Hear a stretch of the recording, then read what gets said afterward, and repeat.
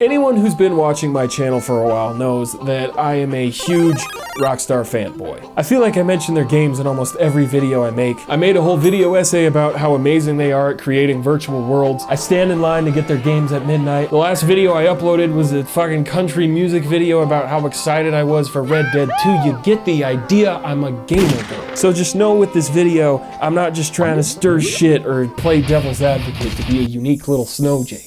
I'm not unique. He was a good man, my Jakey. That being said, I'm sure you've pieced together from the title and thumbnail of this video that I, like many of you, have been playing the fuck out of Red Dead 2. And I was a little disappointed by it. And yes, that rhyme was planned. The too long didn't give a shit version of this video is basically Red Dead Redemption 2 has some of the best writing and characters of any piece of fiction I've ever consumed. Arthur Morgan is easily my favorite protagonist from any Rockstar game. The game looks unreal and sounds like God, and the game does very little to improve on the same mission structure that Rockstar has been using for almost 20 years, and also that looking at the Metacritic score makes me feel like an insane man. There won't be any story spoilers in this video, but I am going to show some gameplay examples and spoil some side shit, so I do still recommend skipping the video if you haven't played the game yet and going in completely blind, because also my opinion is just my opinion, and I'd rather this be like a healthy conversation in the chat rather than me potentially tarnishing your opinion of the game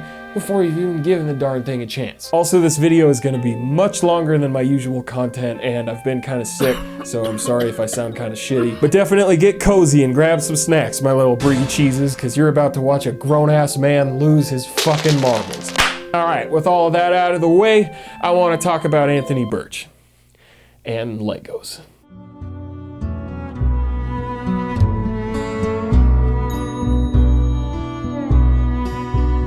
You might know who Anthony Birch is from a variety of things. He wrote Borderlands 2. He had a web series called Hey Ash, What You Playin' with his sister Ash, who is a voice actress and is now known for her role as Horizon in Horizon Zero Dawn. He also got memed a lot with people saying shit like, thank God I'm not Anthony Birch, because of some shit that happened with his wife or ex-wife, or I don't know, like some comments he made on Twitter. Don't know, don't care. But in 8th grade, I discovered a YouTube series he made called Rev Rant, where he stood in front of a green screen and talked about different interesting aspects of game design and made jokes sometimes. And if that format sounds familiar, it's because this yoga ball is the only thing between me and identity theft.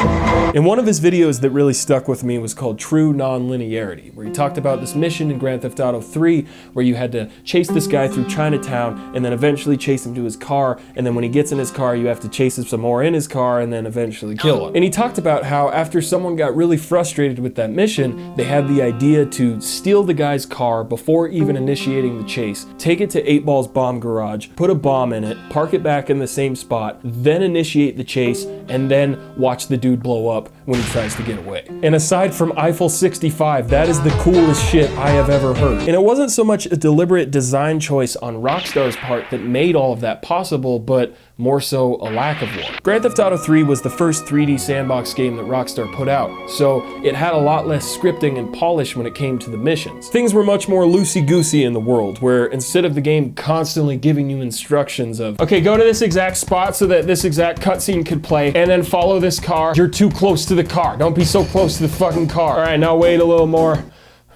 Okay, you are now free to roam about the open world cabin. It was a lot more of, okay, so there's this guy over here and he needs to be dead instead of alive. You could do it however you want. You shoot him in the penis. I don't really care. I'm a PlayStation 2. And after GTA 3, Rockstar could have gone down two different roads that they had inadvertently created. A, one of more non-linearity, giving players more freedom to craft their own experiences while doing the missions, much like how it is while roaming the open world. Or B, a more scripted and movie-like experience where the player has to do things in the right order and fashion that Rockstar tells them to, or else they fail the mission. And for the most part, Rockstar went with road number B. And this isn't always a bad thing per se, but most of you on Twitter agreed that it's definitely a mixed bag. These two roads of game design can basically be seen as a tub full of Legos versus a particular Lego set.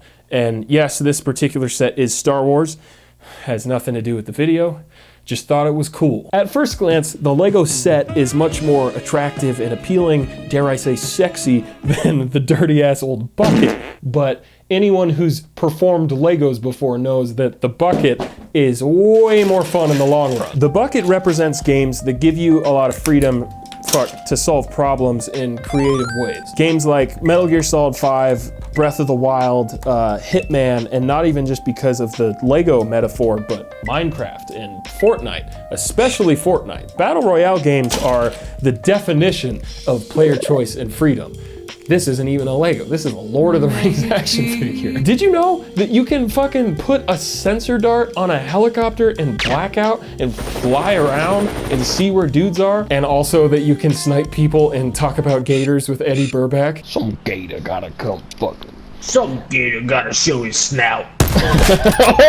The assortment of different Legos just represent all the different gameplay mechanics and options that the player has. So if there's a mission in Metal Gear Solid 5 where you gotta rescue a hostage from an enemy camp, my Lego creation could look like this, where I ride in on a horse outside of the camp and then get behind the comms tower and put some C4 on it and then go over here and blow it up and make a distraction so that all these guys are coming over here and looking over here. What was that noise? And then using that chaos, I sneak in and I rescue the hostage who is being portrayed by Darth Maul and carry him on my back and go out here and get the helicopter takes us away and we're fine. In your creation where maybe you chose to drive a car and you ghost ride it into the watchtower and that guy goes fucking flying and the car blows up and then you hop out and, son of a bitch, and then you murder everyone in sight.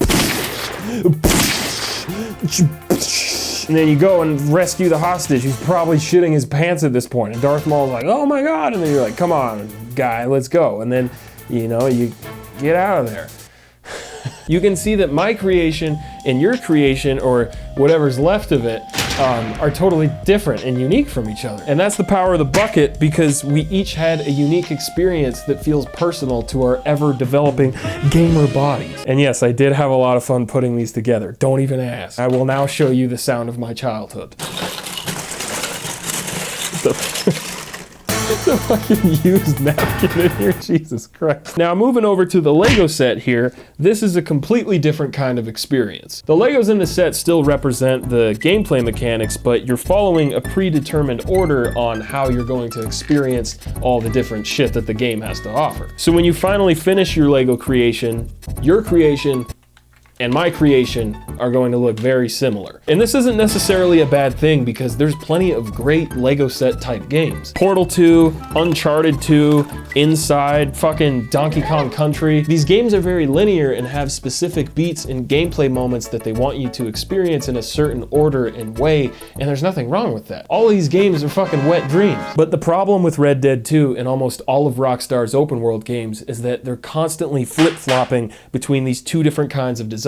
You have the open world where you're encouraged to experiment with the different gameplay systems and explore your surroundings and potentially do some creative problem solving. And then the missions, which essentially shoot all of that in the face and boil down to following a yellow line and waiting to be told what to do. And if you do anything other than the exact thing you're supposed to do, mission failed. Try to take a different route, mission failed. Try to flank the enemy, mission failed. Attempt to be even slightly creative in your approach in a fucking stealth mission by climbing onto a roof, mission failed. For whatever excuse Rockstar comes up with for you doing anything other than exactly what they want you to do. Which, when you think about it, is really fucking ironic, because this is a game about bad boy outlaws that disobey the rules and do whatever they want. And this kind of design wouldn't be so bad if Rockstar just fully committed to the type of game they want to make. They want the missions to be these linear Naughty Dog style blockbuster roller coasters, in the open world to be this Breath of the Wild West realistic cowboy simulation. But by having 1 foot in open world design and 1 foot in roller coaster design, neither design ever achieves its full potential and is never as interesting or as deep or as consistent as its contemporaries. Because in order to get the player to experience exactly what you want in an open world game, first you gotta make them ride to the mission mark, and then you gotta ride to where the mission actually takes place, and then you gotta wait for something to inevitably go wrong, and then shoot guys in the face, and then do that over and over and over and over. Red Rover send good side missions on over. And it's just sad because they have this magnum dong of a map that's so gorgeous and huge with crazy attention to detail, with signs that give you directions and other landmarks to tell where you're going. And before the game came out, I remember seeing some rumor float around that if you play the game without the radar on, NPCs will actually give you directions for missions, and then you have to pay more attention to the game world itself instead of this little fucking circle in the corner. And when I heard that shit, I got super excited because it meant that I could turn off the radar and just use the compass and the fucking physical map that comes with the game. Because while Rockstar has always included these sweet ass maps with their games, I've only ever had to bust one out to complete a mission once. And it was fucking amazing. In Grand Theft Auto 4, there were these awesome side missions where you would receive a text with a description of a car you're supposed to steal along with its address. No icon on the map, no waypoint on the radar, just a text. I got tagged! And because the in-game map doesn't show the street names, I had to bust out the actual physical map that came with the game and study the names of the roads to find the exact location of the car. And then when I went to that location in the game, bada boom, bada bing, Michael Scott's Sebring, there's the car. And that felt amazing. I felt like an actual badass instead of a toddler that needed to be told what to do every 5 seconds. So you could surmise that while I was playing Red Dead 2, I tried to play the game without having the radar turned on and just the compass. And while roaming the open world, it's fucking great. If I meet a stranger and he tells me that I should go rob a yellow house in the woods north of Rhodes, I'm gonna use that information along with my compass and my physical map to figure out where to go. And not having a waypoint always telling you exactly where to go makes even the simple process of adventuring around and finding stuff super satisfying. You feel like this badass cowboy explorer with a map and fucking mutton chops. But once you actually start any of the missions, it is impossible to do shit without having the radar on. Even in the case of a mission where the instruction was just to park this stolen stagecoach in a secluded spot. I didn't have the radar on at the time and I was like, all right, sweet, let me go find a spot. But I should have known better than to mess with you harder like a black widow baby because, oh, the game meant this specific secluded spot. Oh, I'm an idiot dungo brain. Why did I ever think I could do something on my own? I'm a dumb baby. I'm just a dumb baby. Give me milk. I want to fucking sleep and do shit, dude. Compare that to the GTA 4 Michael Scott Sebring mission, and it is the exact opposite feeling. You're not making me feel like a badass cowboy. You're making me feel like a dumb little kid. And part of me is torn because I genuinely love the characters and the story that Red Dead 2 is trying to tell. There are some genuinely thrilling missions when it works. I killed your friend! Really starting to irritate me.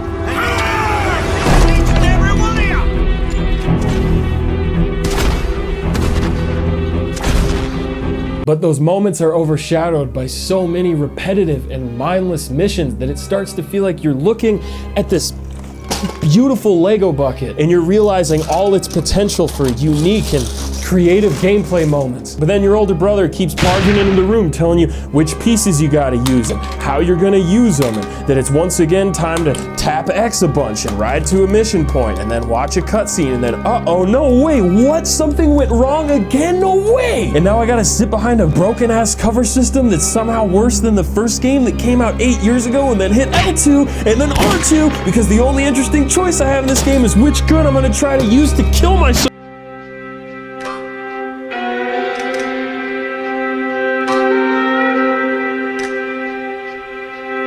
Okay, so now that we've all had a nap and calmed down, let's talk about the more interesting side of Rockstar's games, and especially Red Dead 2, and that is the open world. So whenever you're not being led through the game's missions and side missions, there's a variety of things that you can do in Rockstar's big, beautiful cowgirl fantasy, along with some really cool encounters that can happen to you. But we're gonna talk about those in Chapter 3. And surrounding all of this stuff is an honor system, and a wanted system, and a bounty system, and a camp system, and none of these really work how you would expect, and one of them doesn't really seem to matter or make a difference, like at all. The last one I'm referring to is the camp system, which in theory was supposed to be a big incentive and driving cause for doing a lot of the activities in the game. Hunting, fishing, robbing, bounty hunting, gambling, anything that provides you with a good or money that you can either keep for yourself or donate to the camp to help take care of your fellow cowpokes, which is a super cool concept, right? Like in a game that's centered around a family of outlaws,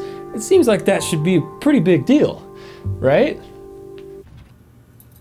Yeah, it doesn't fucking matter at all. You can be the biggest degenerate piece of shit with the lowest honor and be a complete C-word to everyone in the camp. That's cunt. C-word is cunt. And never donate a dickle to the services or the camp or the food or anything.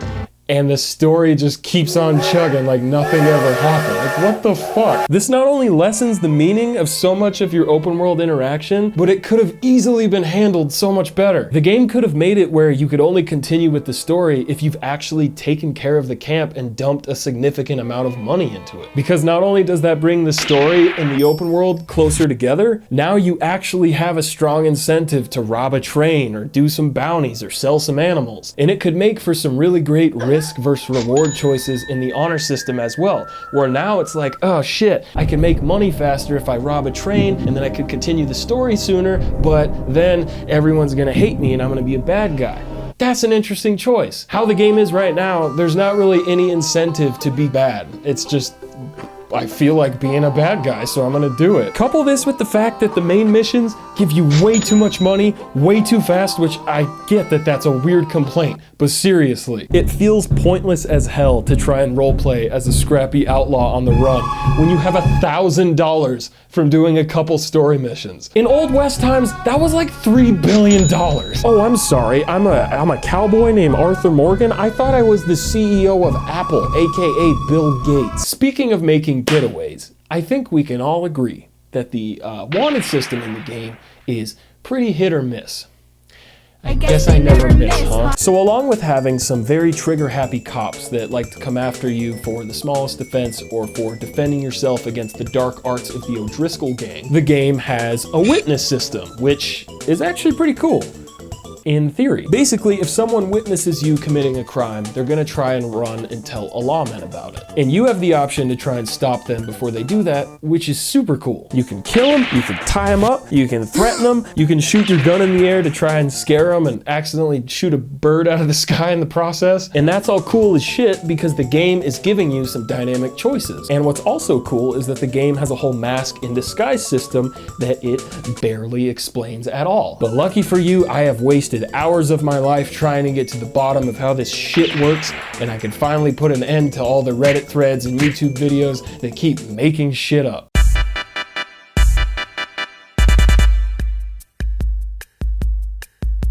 Essentially, if you don't currently have a bounty, NPCs won't recognize you if you have a mask on. You don't need a new outfit from what you've already been wearing, you don't need a new fucking horse or new guns, you just need a mask. But even with a mask on, cops will always immediately recognize you as Arthur Morgan if they see you committing a crime. Which this isn't super realistic, but I actually don't have that much beef with this rule. So if you're wearing a mask and you shoot a man in the middle of Valentine in front of several witnesses and you bail the area before any cops come, you won't get a bounty. And after your wanted level goes away, you can go back to the same town wearing the same outfit and the same mask and do the same shit again, and you still won't get a bounty because at this point, NPCs have what I refer to as dumb brain. But if you did get caught the first time and you do have a bounty now, the bounty is what starts changing things. So now, if you go back and you do the same shit with the same outfit and the same mask and you have a bounty this time, not only will cops arrest you on sight, but NPCs are now baby geniuses and will immediately recognize you and you'll get a higher bounty even if you bail the area before the cops come. But if you had changed your outfit before going back into the town where you have a bounty, NPCs won't immediately recognize you and patrolling cops won't try to arrest you on sight unless you hang around them for too long. Okay, did you get all that? Jesus Christ, I need to take up knitting or something instead of this shit. It's not a perfect system, but I'm the type of person where if I know the rules and the rules are consistent, then I'm a happy boy. But the rules aren't fucking consistent. Exhibit A, robbing a train. You can strategically choose to rob a train when it's out in the middle of dipshit nowhere with an outfit and a mask that no one has ever seen, and somehow a cop 3 miles away will not only know that a train is being robbed, but that it's specifically Arthur Morgan that's doing it. Somebody better give that cop a raise because he is a goddamn X-Men. And this is the same type of bullshit that's been an issue with cops in the GTA games since forever, where you'll kill a man out in the middle of nowhere nowhere, and somehow every cop in the tri-state area just had a That's So Raven type vision and somehow knows about it now. Red Dead 2 could have done something new and actually had like dedicated and scheduled routes that the police would follow that you could study and like plan your robberies around. Instead of just doing the same bullshit of just spawning cops in front of you whenever the game wants. The game already has these super detailed schedules for NPCs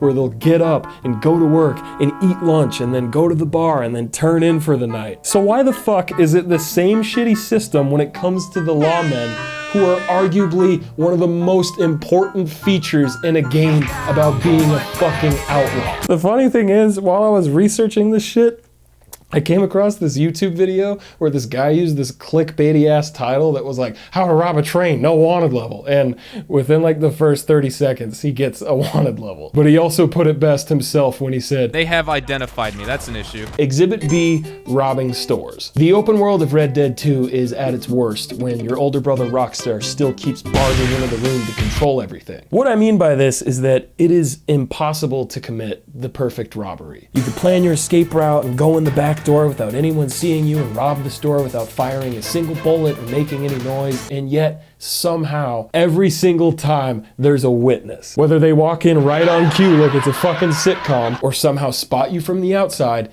even in a shop with no windows, I've never seen it not happen. Also, because the game doesn't even let you access your weapon wheel while in the store, you can't even like attempt a stealth kill before trying to rob the register or even use your preferred weapon to rob the store, because that makes total sense and definitely doesn't make me want to spit on the floor. The best example of this lack of consistency and or freedom is found while robbing the gunsmith in Saint Denis. If you rob the gunsmith in the typical only way that the game lets you, he pulls out a gun and tries to kill you. Now remember this because it's going to be really important in a second. But one time while roaming the streets of Saint Denis, I encountered a homeless man. So I hopped off my horse and I decided to give him some money. And then he surprised me by giving me this tip-off about robbing a poker game that's held above the gunsmith. And that stuff is super fucking cool because it feels natural and dynamic, and no one told me to give the homeless man some money.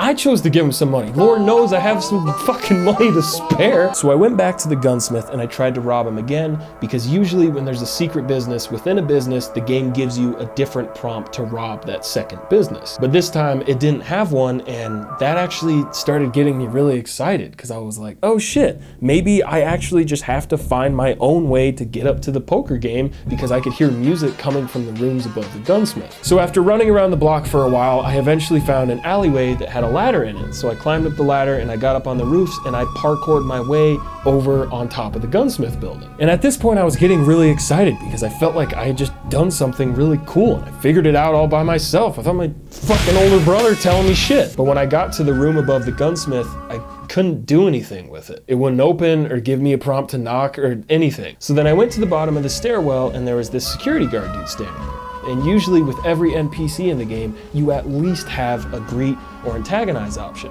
But with this guy, there wasn't anything.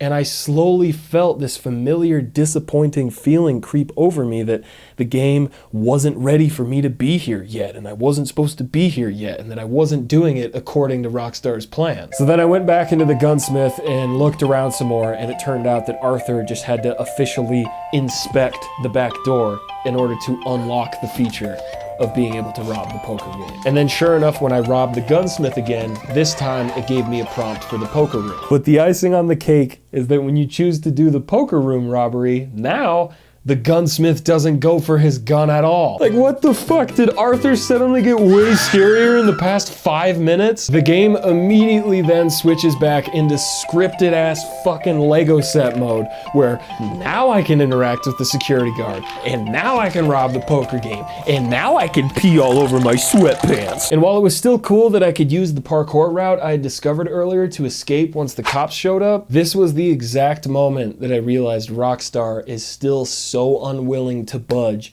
on you doing anything in any way other than the exact way that they want you to do it. And it really bummed me the fuck out.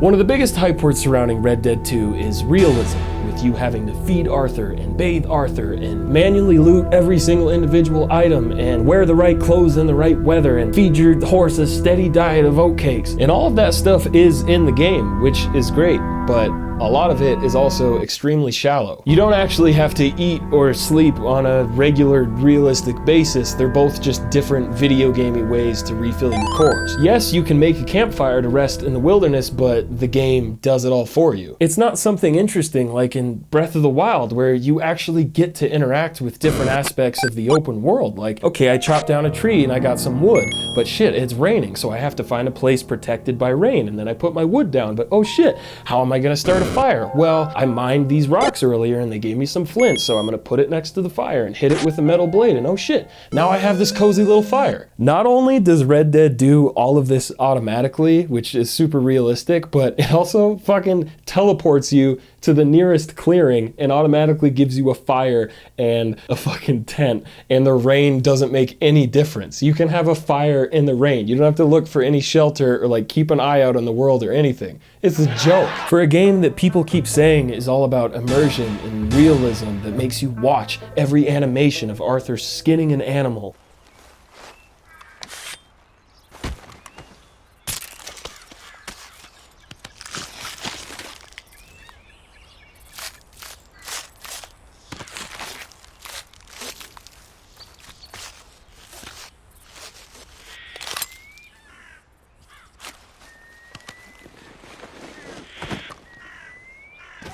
and every animation of Arthur looting a corpse, and some actual cool stuff like having to pick up an animal and put it on the back of your horse. It's inconsistent as hell that the game also has these frequent moments where it changes its mind and it's like, actually, fuck all that simulation cowboy shit, we're gonna do it our way. Oh, you're gonna ride your horse? Hell yeah, brother.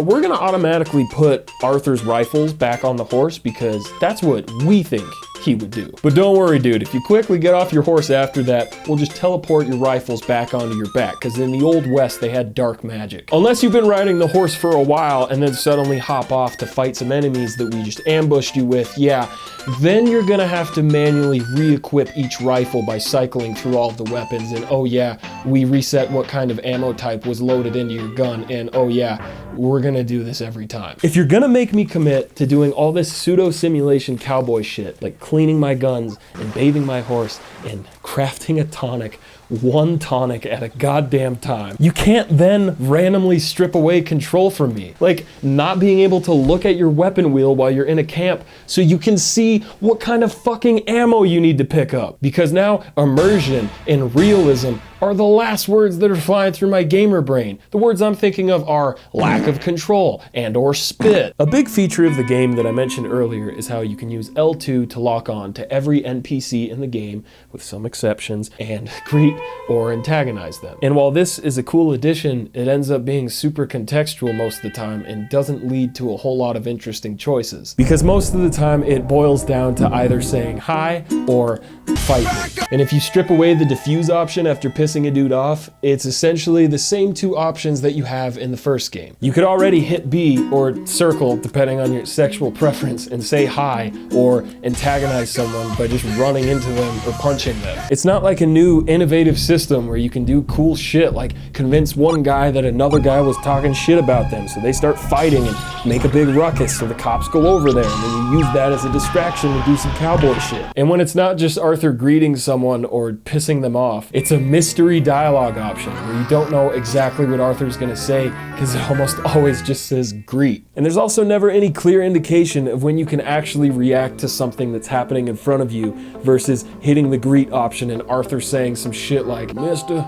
you have a kind face. You look familiar. Do I know you from somewhere, boy?" For example, someone back at camp, I think it was Sadie, asked me to bring them back a harmonica. And when I was exploring around in Strawberry, I came across a guy sitting on a porch who's playing a harmonica. And with what I thought was my understanding of the game's systems, I tried to greet the guy playing the harmonica, hoping to God that Arthur had the context to ask for it or ask, "Where'd you get it?" And when that didn't work, I tried to rob the guy for it. And while he did run away, he did drop the harmonica on the ground in the process. But the game didn't give me any contextual sort of prompt to pick up the harmonica or do anything with it. I just had to fucking stare at it because why why would items in video games work like that and actually make sense? A lot of my problems with the dialogue system are basically the same ones that made Fallout 4's dialogue suck so much ass compared to New Vegas. Instead of it feeling like a dynamic exchange where you could do cool shit and have some creative moments that made you feel smart, it essentially boils down to generic good guy option, generic bad guy option. And Red Dead 2 is even more stripped down than Fallout 4 was. And okay, I get why right now you might be thinking, Jakey, why the fuck are you even comparing Red Dead 2 to New Vegas? They're totally different types of games.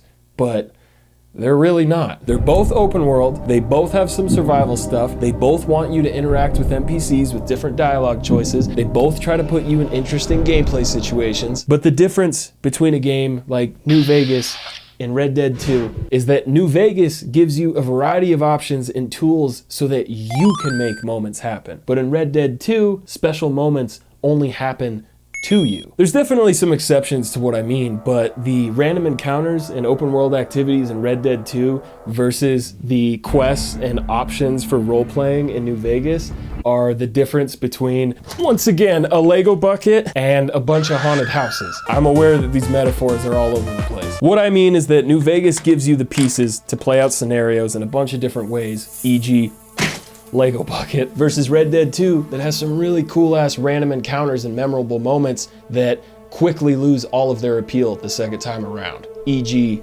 haunted houses. And if you just really like going through haunted houses, I totally get how you think Red Dead 2 is the overall better game. And to counterpoint myself, there are also some great exceptions to this in Red Dead 2. Like the time I came across this kooky old guy looking for gold, so I waited around for a while until he actually found some gold, and then I robbed him for his gold, which Arthur appropriately said some shit like, "That's my gold now," or something. I don't know, but it was amazing. And those exceptions in Red Dead 2 are the best part of the whole friggin' game. They're the moments that you want to share with your friends and talk about. But after the honeymoon period with the game ends and the encounters become predictable and start repeating themselves throughout the world, they suddenly lose all of their appeal the second time around.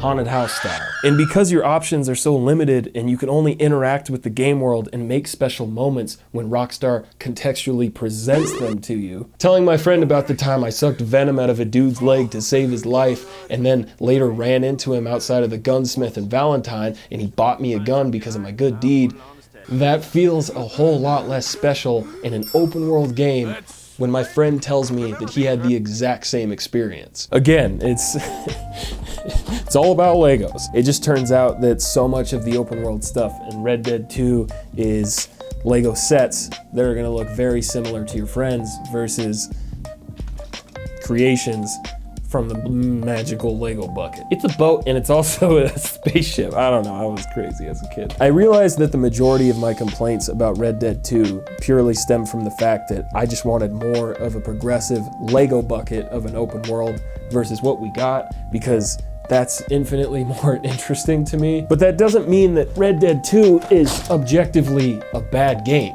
It's a really good game. It's just one that 90% of the time I feel like I've already played, because I essentially have. This is probably gonna sound super weird, but I genuinely believe that Rockstar needs to have their Nintendo come to Jesus type moment. That moment where Nintendo looked back at the very first Zelda game and remembered why people fell in love with it because of the sense of adventure and exploration and freedom, so then they made Breath of the Wild. That moment where Nintendo looked back at Super Mario 64 and remembered why people loved that type of Mario game, so then they made Super Mario Odyssey. I sincerely believe that Rockstar needs to look back at their first big hit, Grand Theft Auto 3, and remember why people fell in love with it in the first place. For me, it wasn't the boring ass linear missions. It was the overwhelming sense of freedom to do whatever you want in a game world and have that world respond to your actions in an unexpected and dynamic way. It was more of a conversation instead of me saying something to the game and the game always saying mission failed. You'd think that with the massive success of games like Minecraft and Roblox and PUBG and Fortnite that Rockstar would take a hint and maybe give their players a little more freedom to be creative in their open world and missions. But instead, it's this incredibly ironic situation where a game that's super popular with kids treats them like adults, and a game that's super popular with adults treats its players like they're dumb little kids.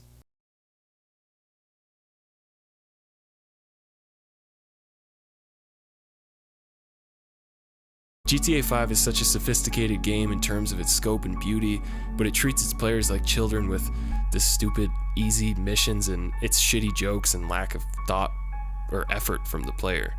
I guess they gotta have that mass appeal, though.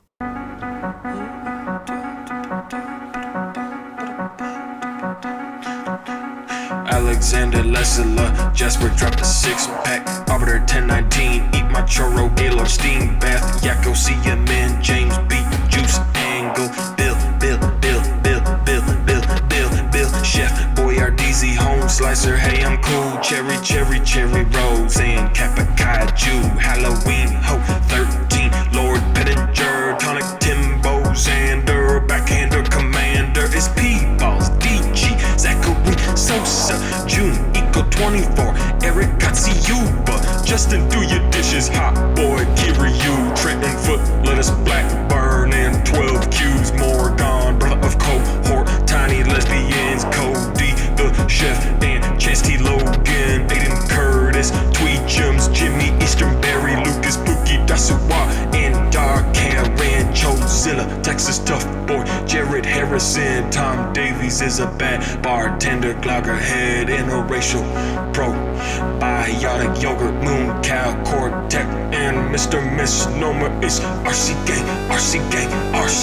Gang, no freaking way Jiggy will sing my name, it's too damn long, what the fuck, fuel truck, hot pockets, Brady Brett, Game Jimmy, Sean Dunn, Spencer Brand, the GOAT, Jimmy Joe McDizzle, Art Man, 009, Sammy Lammy Pro, Digger Fro Show, from Champagne, yo, Krusty Alfredo, Dankest Alisor, and Jonathan Figueredo, Ryan Alioto, Ajax is Lemons, Bruce Stu Films, and Dwayne the Rock Lobster, Mark McFadden, aka Mr. Bitch, Trill Clinton, and goddamn Dana Griffin, the United States of Michael Tate, Blow Torch, Zero Cheese Man, and Rada Mantor, it's Ryan E. Souza, Big Dane, and Bryce Cosman, bit of a wanker, and Jamie Wallace, Ford Fiesta, Andrew Wanker, Topher Bishop, Raymond Wagner, Solomon Goudet, and Jack Hammond, Nasir, aka Young Schrodinger's cat, goddamn. Hey, thanks so much for supporting me the last couple months. Sorry that the shout-outs took a while, as you just watch. I mean, if you're watching this, you watch the video. It took me a long time to edit. This is actually going to be the last series of shout-outs for a while. I'm going to put a pause on doing the shout-outs on Patreon. It's a lot to do, and if I'm being honest, it kind of stresses me out, and my upload schedule has been kind of all over the place with doing different projects, so it's hard to get them out on time and all that. So if you already signed up for them earlier, you don't get charged till the end of the month, so you'll get refunded or whatever. But thank you for watching. Have a holly jolly Christmas, and I won't die for this shit or what the fuck I Rick said. Squad. Front yard.